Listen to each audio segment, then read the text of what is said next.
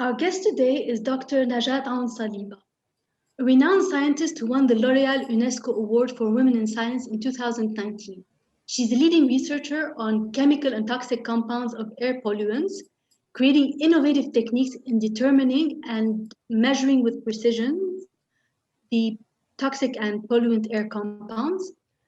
And that will definitely have a big impact on improving public policies. And it's a big achievement in contributing to Sustainable Development Goal 12, Target 4, which is the management of chemicals and waste through their life cycle to limit their impact on the environment. Also, tackling air pollution is a big win for Sustainable Development Goal 13, climate action. Dr. Saliba is also studying biodiversity and especially our endemic species with their properties and their values. And this is a big contribution to Sustainable Development Goal 15, Life on Land. Dr. Najat, welcome to Fast Forward. Thank you for the invitation, Joanna. Thank you very much. Dr. Saliba, what inspired you to pursue your studies in science? I want to know the essence of matters. So I'm an analytical chemist. I take the matters and I try to understand the main chemical composition of these matters. So for me, it's fascinating to get to the core of the building blocks and start building it again. That's so beautiful. So it's finding modules. It's finding the modules that compose life and all the elements that are around us. Yes. Nicely put, Joanna. Thank you. Yes, exactly. So it's fascinating to look at things and be able to see through. When you learn enough chemistry, you will be able to explore it in your mind that this is a combination of this and this and this chemical, and this is how it manifests itself when it's combined. And I give you the best example. For many people, fireworks is a beautiful manifestation of an artwork that people see in the sky. For me, it's a combination of elements that are able to be put together and give this myriad of color in the sky. So whenever there is a fireworks, I keep looking at it and I say, okay, this is calcium, this is strontium, this is potassium, this is magnesium. And it's so beautiful because I see the atoms dancing in the sky. That's such a beautiful perception. I love that. That's such a unique perception. What instigated you to focus your studies particularly on air pollution? This is a love that grew with me ever since I was a kid. So watching the sky, watching the clouds forming, watching the air take in the clouds in so many directions. This was something that I learned when I was a kid, but then growing up, I started feeling that, you know, the beautiful country that I learned how to watch from my dad is no longer there. So what I see is a massive cloud of brown, of brown colors mixing with the haze and the air, and it just breaks my heart. Do you believe in Lebanon we can achieve a state where we say there's no such thing as waste, but only resources? This is a very important question that I think everyone who works in waste management thinks about. So basically, there are two schools. One school says there is no such a thing as zero waste because eventually you're going to get to a place where you're going to have rejects. There is another school that says, no, we can create the materials that we live with in such a way that all of it can go into degradation after a certain time.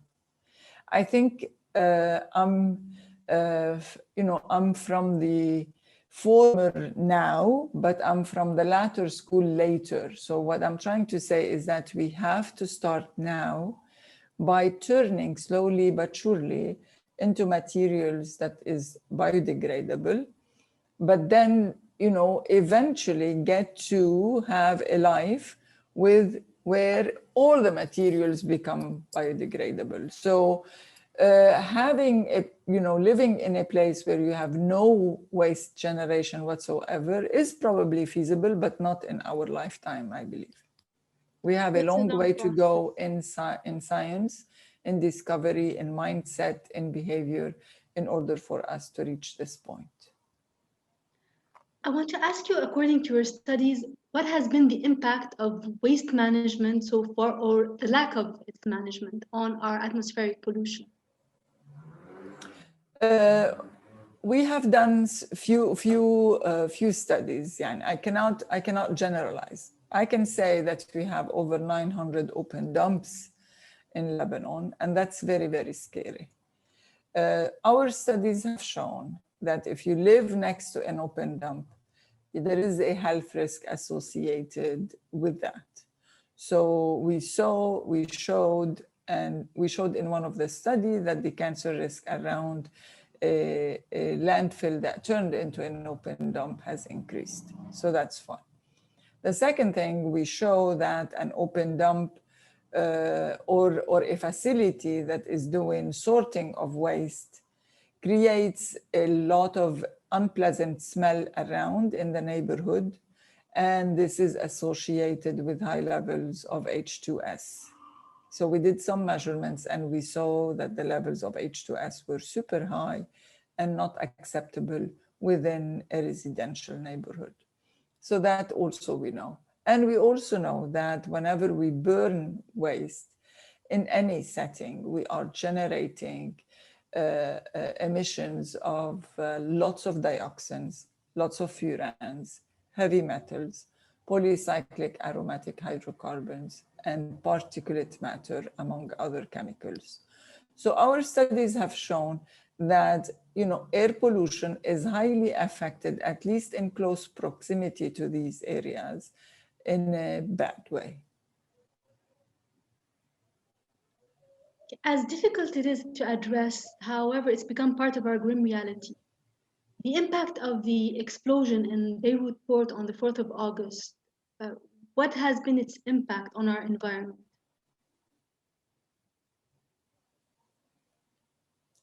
That's a very understatement to say its impact on our environment. I think people who live in Lebanon can definitely say that our lives before August 4, 2020, and our lives after August 4, 2020 is not going to be the same. So we feel we're not secure anymore, because death or this explosion came to haunt us inside our most comfortable place, bedrooms and homes. A lot of people died when they were in their bedrooms or on their balconies. And they felt, this is basically the safest place you could ever be. You think that, at least you think so. So to have over 200 people killed, either on the road going back home, or on their line of duty, or inside their homes, is basically the epitome of a massacre that I think it has affected all of us and the environment. I don't see us healing from this massacre anytime soon. Personally, I'm very angry, and I feel my life, my dignity, and my well-being is tarnished and hurt. It has such a big impact on our lives that I don't think we really overcame it yet. Totally agree. Totally. Yeah, it's a very, very sad situation. And the rubbles and the destruction and the demolition and the asbestos, the metals, the scrap, all of this is so ugly. It's very, very ugly. And to deal with it is a huge undertaking. I mean, there is piles of asbestos everywhere around the pore. The grains are still in the silos, rotting, and making all these fungus around. It's ugly. It's ugly. No matter how you look at it, it's super ugly. I don't think it will ever go away. I think its impact will stay with us as long as we live. And how do we coexist with what happened? I mean, it's going to really impact our future and even our future generations. I mean, it's a big trauma that we went through.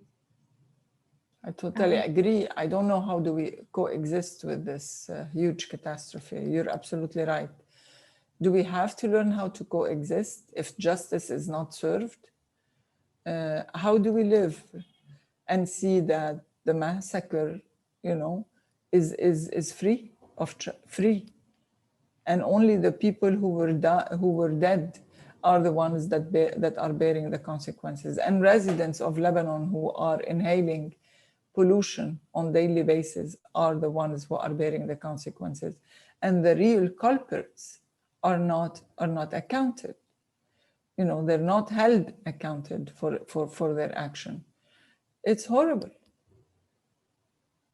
It's a big wake-up call. It emphasizes how important it is to hold accountability for everything that's happening, everything that is being done.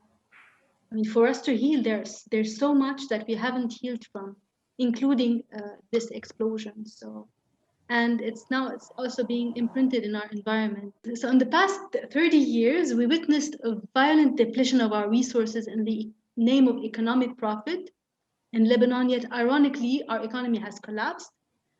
How can we reap financial profit from the advantages that our ecological resources offer, while maintaining regenerative system that puts ecology preservation as a priority? Look, there is a big dilemma here, and there a big contradiction. And if we were to conserve, I don't think we have a great financial benefit from that. So people can tap into the resources, the ecological resources of their own countries, of course. But the margin of benefit in terms of economic benefit is not that big. We're not going to become another Amazon company, right, by tapping into the resources that we have, considering and understanding that Lebanon is such a small country.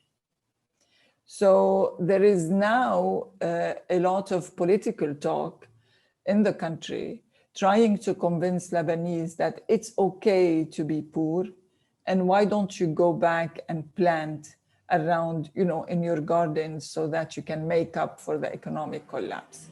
For me, this is nonsense, right?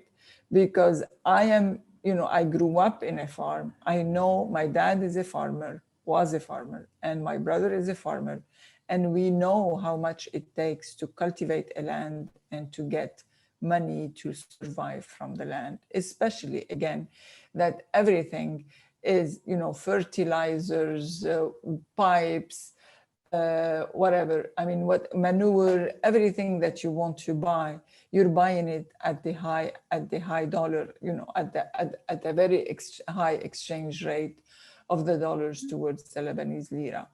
So all of these misconceptions that growing some parsley on your balcony or in the backyard is going to compensate for the economic collapse is a myth. It's not real, right?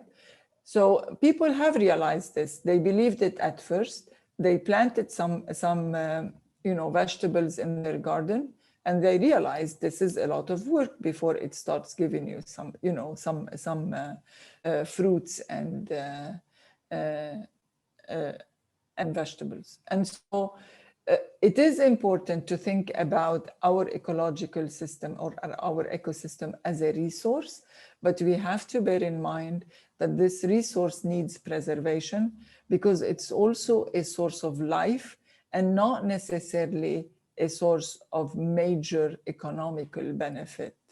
On the long run, it is an economical benefit because it preserves your life, your sanity, your good conditions to survive, but it's not the source where you can make a great company that will compete over technology or artificial intelligence or advanced materials and others. So we have to be very careful with that. we need to advance in technology, in knowledge, and in how to manage those resources, because they're finite resources. And probably what we need is simply management, it's simply proper management of our resources and our know-how.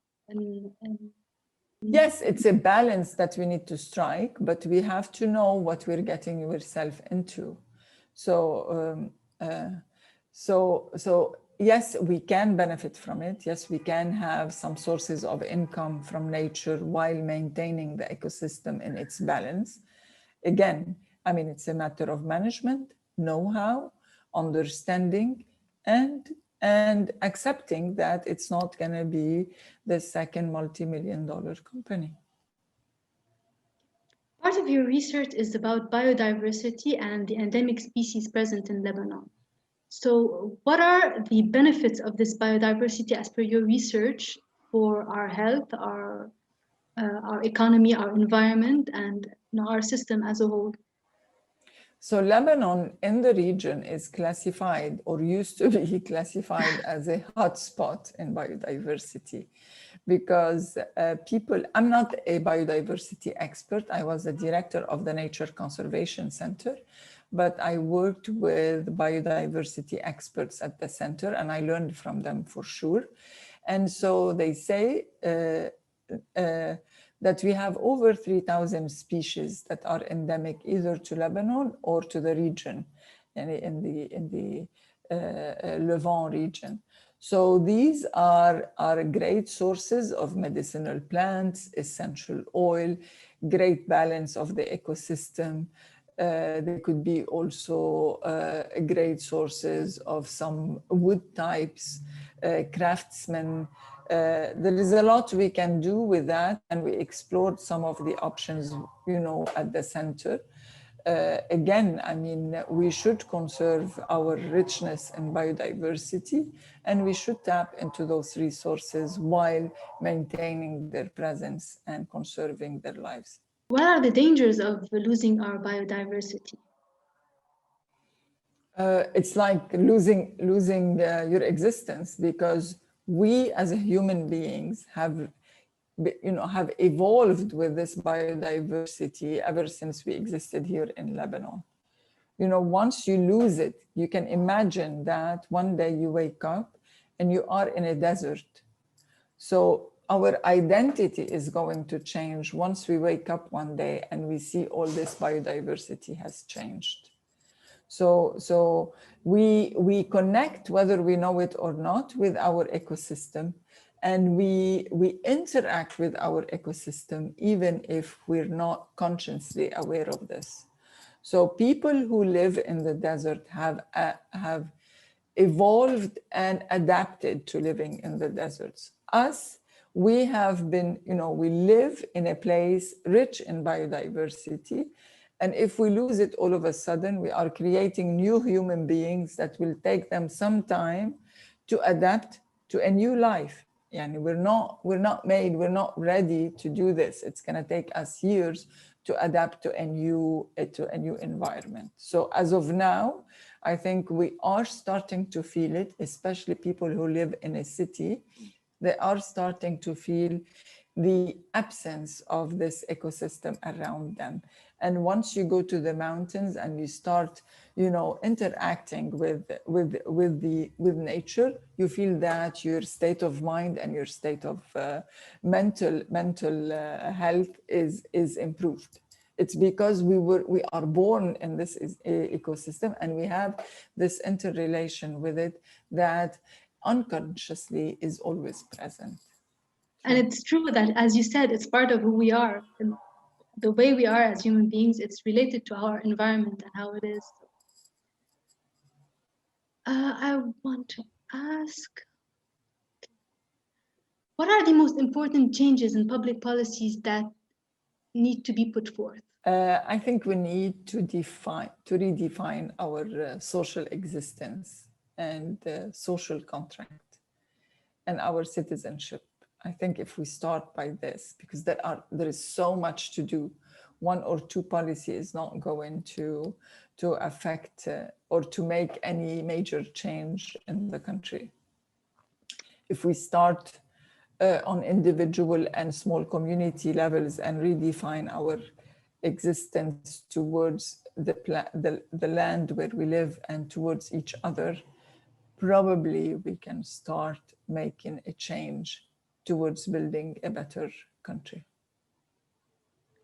And how do you believe engaging citizens, everyday citizens, to care about sustainable development goals could have a strong leverage point in solving the challenges that we face today? We have done this in Environment Academy 1.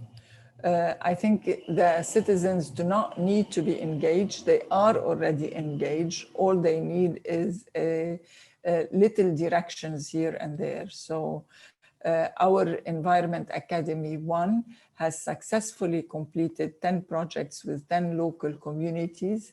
And we, as university faculty and staff, were completely amazed and surprised by how much the communities know, how much they are dedicated, how much they are determined to find solutions to local environmental problems. We are so happy that we have worked with 10 villages. We now have 10 new communities, 10 new friends, and we are also very excited to start again this cycle with Environment Academy 2.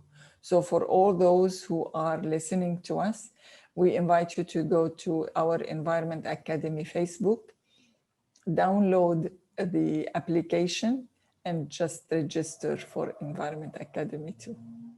So beautiful, because it's a ripple that is growing, and communities are engaging in different spaces, because we are realizing how that is something feasible, that the simple act of caring about your environment and engaging with your community for a shared goal, it is something that can be done, can be realized in small steps. Exactly. Perseverance. Yeah. Yes. It's really beautiful. Mm-hmm. What would be your advice for our emerging entrepreneurs who are tackling sustainable development goals? This is the future. We cannot escape it. We have to live with high human, with a dignified life. Our well-being is extremely important, and we cannot find a good place to live better than our ecosystem. We're not going to go to the moon and live, so we better take care of it. We have to. I don't think it's a choice anymore. We really have to be ready and aware and knowledgeable about how to develop any entrepreneurship, any innovative idea in light of the need to respect all the sustainable development goals for the benefits of a life on Earth, basically. Is there any specific issue that you feel it needs to be set as a priority in comparison to others? Look, now after the pandemic, a lot of people have faced some financial drawback, and people are going to be so anxious to resume life the way it was, even at the expense of nature and the climate. So I think what we need to do, yes, we have suffered from the lockdowns and from the pandemic, but again, we cannot bounce back so forcefully at the expense of the climate. So I think what we need to do is, we want to get out of this crippling situation of the pandemic, but let's keep in mind that probably first and foremost, climate is going to be our next pandemic, and we have to take care of it and we have to protect it. Yes, and very soon. How do you envision Lebanon moving towards implementing sustainable development goals? I wish I can say that, the government is doing his part and the citizens are doing their part. They're not. So the government is not doing his part. I think we can rely on three components or three sectors: the individuals, and raising awareness and being more aware of our surrounding. So when I say the individual, I'm also saying the local community. And then the local community being also open and to work with the local public authorities like the municipalities and others, and also the local private sector. So this collaboration between the local community, the local public authorities, and the local private sector can compensate, probably a little, but can compensate for the absence of the government.